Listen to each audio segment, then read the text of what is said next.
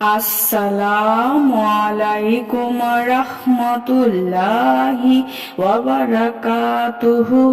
সুপ্রিয় সম্মানিত দর্শক ও শ্রোতা, আশা করি মহান রব্বুল আলামিনের দয়ায় আপনারা সকলেই ভালো আছেন।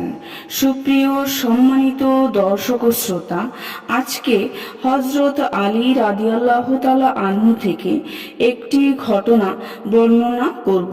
ঘটনার শিরোনাম হচ্ছে আপনি তার জানাজা পড়িয়ে দিন।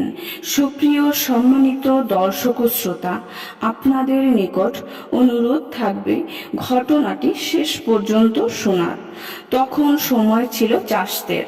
হঠাৎ রাসূল সাল্লাল্লাহু আলাইহি ওয়াসাল্লামের সামনে একটি জানাজা হাজির করা হলো। মাইয়েতের লোকজন রাসূল সাল্লাল্লাহু আলাইহি ওয়াসাল্লামকে বলল, হে আল্লাহর রাসূল, এই মাইয়াতের জানাজা পড়িয়ে দিন।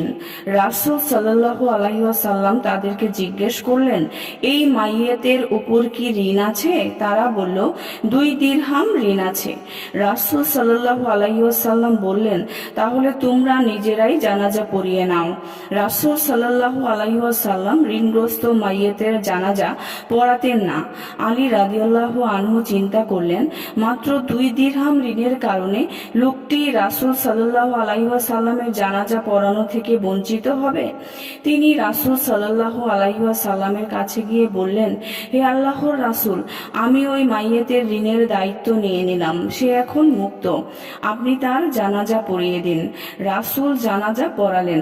জানাজা শেষে আলী রাদিয়াল্লাহু আনহুকে বললেন, আলী, আল্লাহ তোমাকে উত্তম বিনিময় দান করুন এবং তোমাকেও এভাবে মুক্ত করুন যেভাবে তুমি নিজের ভাইকে মুক্ত করলে। প্রত্যেক মাইয়েতের তার ঋণের কারণে আটকা পড়বে। যে ব্যক্তি কোনো মাইয়েতের ঋণ মুক্ত করে দিল, আল্লাহ তাআলা কিয়ামতের দিন তাকেও তার ঋণ থেকে মুক্তি দিবেন।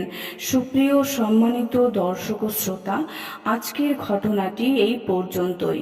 ঘটনাটি যদি ভালো লেগে থাকে অবশ্যই চ্যানেলটি সাবস্ক্রাইব করবেন, লাইক করবেন, কমেন্ট করবেন এবং বেশি বেশি শেয়ার করে দিবেন। সবাই ভালো থাকবেন। আল্লাহ হাফেজ।